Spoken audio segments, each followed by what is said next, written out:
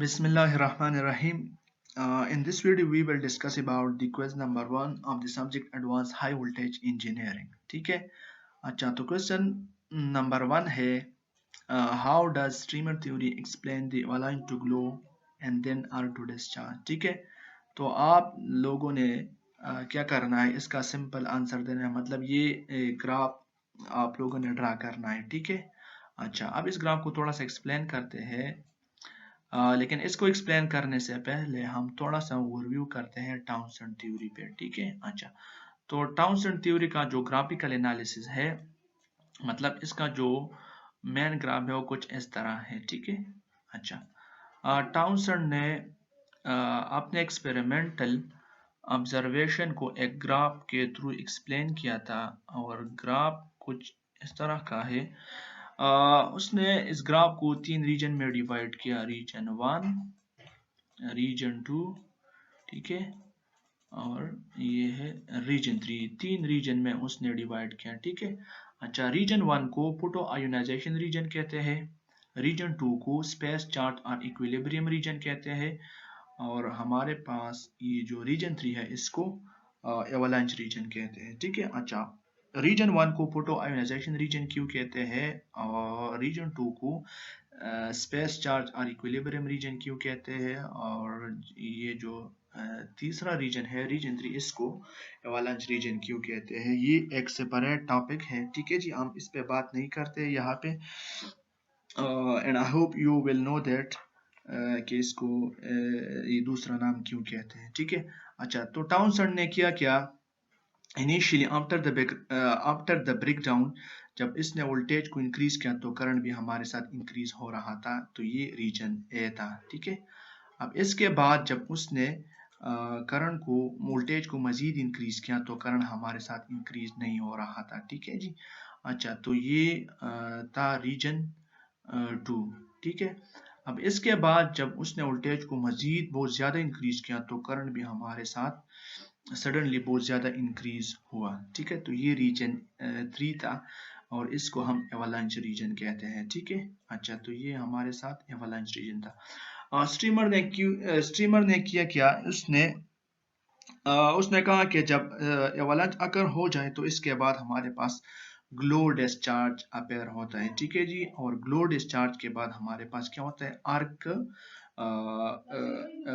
क्या होता है, आर्क अफेयर होता है. ठीक है. बस उसने बस यही काम इसमें किया. ठीक है. बाकी स्ट्रीमर थ्योरी और टाउनसेंड थ्योरी में कोई खास डिफरेंस नहीं है. ठीक है. सिर्फ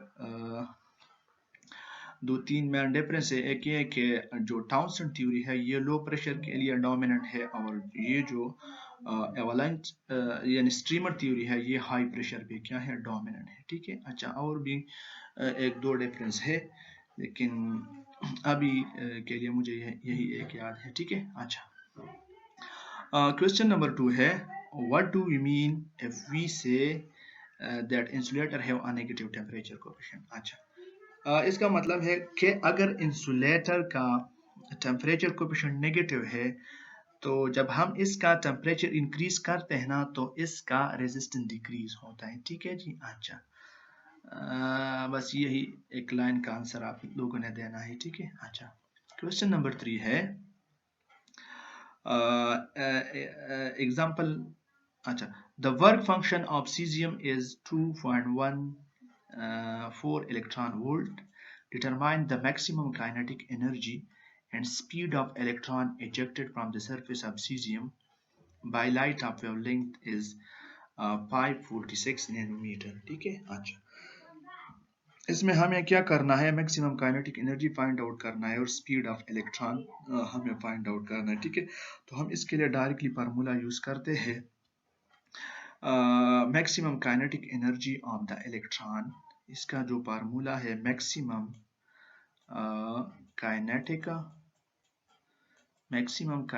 energy of the electron, maximum kinetic energy of the electron हमारे पास बराबर है hc by lambda e minus phi k. ठीक है जी। अच्छा, ये फार्मूला हम यूज करेंगे। यहाँ पे h हमारे पास है प्लैंक्स कांस्टेंट और इसका वैल्यू है 6.634 इंटू 10 पावर माइनस 34। ठीक है।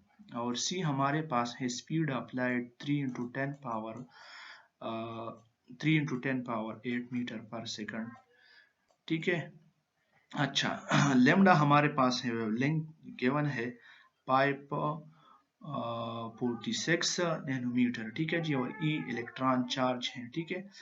और फाई के हमारे पास क्या है, ये है वर्क फंक्शन। तो सारा डेटा हमारे पास गिवन है, हम सिर्फ इसमें पुट करेंगे और फिर इसको सिंप्लीफाई करके हमारे साथ आंसर आ जाएगा। ठीक है जी। अच्छा, बस आप लोगों ने क्या करना है, ये डायरेक्ट फार्मूला यूज करना है। ठीक है जी। अब ये किधर से आया है, इससे हमारा कोई काम नहीं है। ठीक है। अच्छा, इसके बाद क्या करना है, स्पीड ऑफ इलेक्ट्रॉन। ठीक है।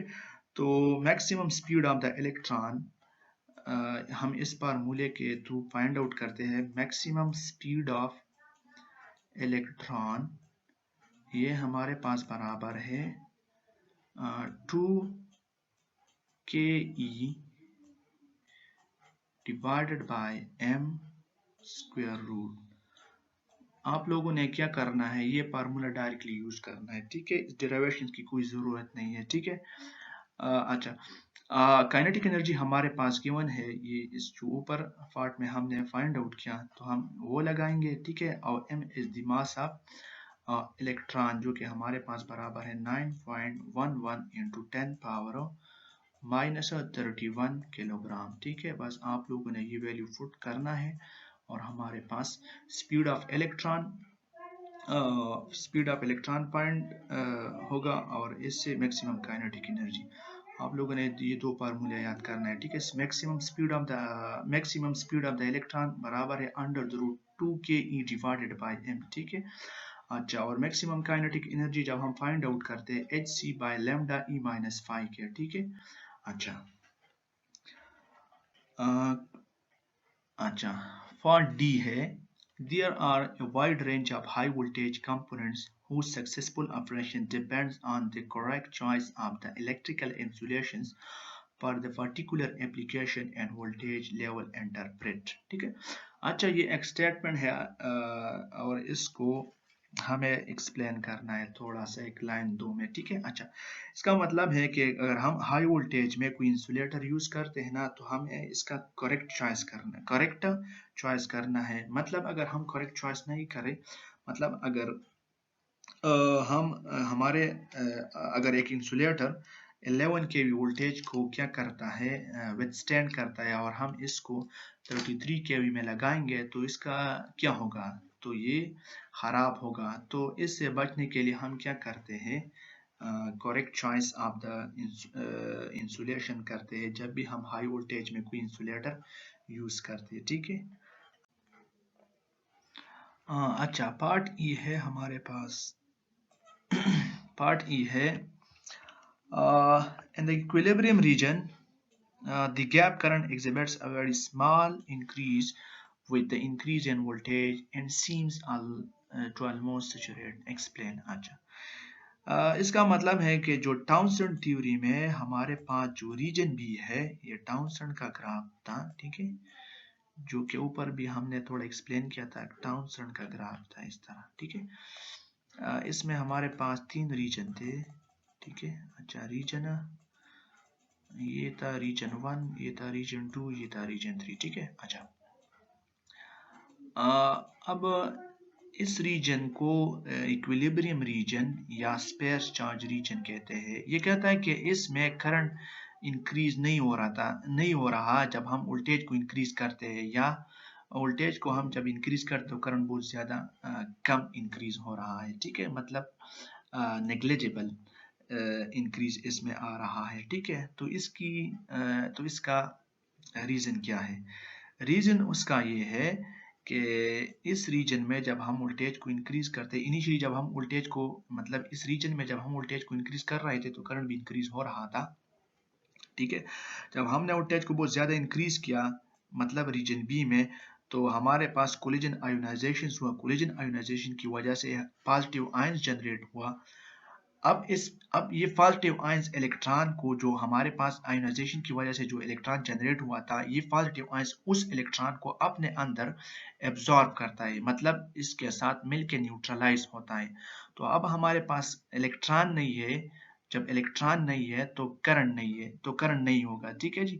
तो इस वजह से हमारे पास इस रीजन में करंट हमारे साथ नहीं होगा, या करंट में इंक्रीज बहुत ज्यादा कम आ रहा है, ठीक है जी। अच्छा, part F है, the work function of a material is 2.8 electron volt, determine the maximum kinetic energy in electron volt and the speed of electron ejected from the surface of this material by positive having energy as a 5.72 electron volt, ठीक है। अच्छा, अब ये कहता है कि आप लोग ने maximum kinetic energy find out करना है, ठीक है जी। तो ऊपर भी हम ने इस तरह के क्वेश्चन किया था। अच्छा, अब इसमें थोड़ा सा डिफरेंस है। मैक्सिमम काइनेटिक एनर्जी हमने फाइंड आउट करना है और हमें पॉजिटिव आयंस की एनर्जी गिवन है। तो जब हमें पॉजिटिव आयंस की एनर्जी गिवन हो और हम maximum kinetic energy of the electron find out करते हैं ना, तो हमें ये फार्मूला डायरेक्टली यूज करना है, ठीक है जी। Maximum kinetic energy of the electron when positive ions energy are given is uh, positive ion energy, ठीक है, पॉजिटिव आयन एनर्जी माइनस 2 के, हमने ये फार्मूला डायरेक्टली यूज करना है, ठीक है जी। जब पॉजिटिव आयंस की एनर्जी गिवन हो, ठीक है, और वर्क फंक्शन गिवन, तो हम काइनेटिक एनर्जी जब इलेक्ट्रॉन की फाइंड आउट करते हैं ना, तो हम ये फार्मूला यूज करेंगे। ऊपर हमने एक फार्मूला पढ़ा था, maximum kinetic energy of electron is equal to hc divided by lambda minus K, इसमें वेवलेंथ गिवन था, ठीक है। जब वेवलेंथ गिवन हो तो हम वही फार्मूला यूज करेंगे, और जब पॉजिटिव आयंस की एनर्जी गिवन हो तो हम ये फार्मूला यूज करेंगे, ठीक है जी। बस इसमें सिर्फ वैल्यू फुट करना है, ठीक है जी। Positive ion energy 5.72 electron volt है, माइनस 2 के वर्क फंक्शन ये गिवन है 2.8 इलेक्ट्रॉन वोल्ट, ठीक है। आप लोगों ने इसमें जस्ट वैल्यू फुट करना है और फिर इसको सिंप्लीफाई करना है, ठीक है। अच्छा, स्पीड ऑफ द इलेक्ट्रॉन, तो वही फार्मूला है, स्पीड ऑफ द इलेक्ट्रॉन हमारे पास बराबर है स्पीड ऑफ द इलेक्ट्रॉन, जब हम फाइंड आउट करते हैं तो हमारे पास जो फार्मूला है अंडर द रूट 2 के E divided by M square root, ठीक है जी। बस आप लोगों ने इसमें जस्ट वैल्यू फुट अप करना है, ठीक है। अच्छा, तो लास्ट क्वेश्चन है, explain the following dielectric constant 10 delta paraffinic liquids, ठीक है। अच्छा, dielectric constant it tells about the strength of an insulator के ये कितने वोल्टेज को विथस्टैंड कर रहा है, ठीक है जी। अच्छा, 10 डेल्टा जिसको हम डिसिपेशन स्पेक्टर और लॉस एंगल भी कहते हैं, ये it measures the deteriorations of the degree of deterioration of an insulator, ठीक है। अच्छा, पैराफिनिक लिक्विड्स क्या है, हमारे पास दो किस्म के लिक्विड्स होते हैं, एक होता है नेप्थेनिक लिक्विड्स और एक हमारे पास एक होता है नेप्थेनिक लिक्विड और एक हमारे पास होता है फेराफिनिक लिक्विड, ठीक है जी। अच्छा, फेराफिनिक लिक्विड में हमारे पास क्या होता है, जो कार्बन एटम्स होते हैं ये चेन फॉर्म में होते हैं, ठीक है जी। चेन हमारे पास स्ट्रेट भी हो सकता है और ब्रांच भी हो सकता है, ठीक है जी। अच्छा, दूसरा फेराफिनिक ऑयल में हमारे पास इसकी विस्कोसिटी हमारे पास क्या होता है, कम होता है, ठीक है। अच्छा, और तीसरा इसकी प्रॉपर्टी ये है कि ये टेम्परेचर डिपेंडेंट होता है, ठीक है जी। जबकि नेप्थेनिक ऑयल हमारे पास जो होता है ये इसमें कार्बन जो एटम्स होते हैं ये रिंग फॉर्म में होता है और ये टेम्परेचर इंडिपेंडेंट होता है और इसकी विस्कोसिटी ज्यादा होती है एज कंपेयर टू फेराफिनिक ऑयल, ठीक है। तो ये था क्विज नंबर 1। इसके अलावा अगर आप लोगों का कोई क्वेश्चन है तो आप पूछ सकते हैं, मैं इसका आंसर आप लोगों को दूंगा, ठीक है जी। अच्छा, थैंक यू।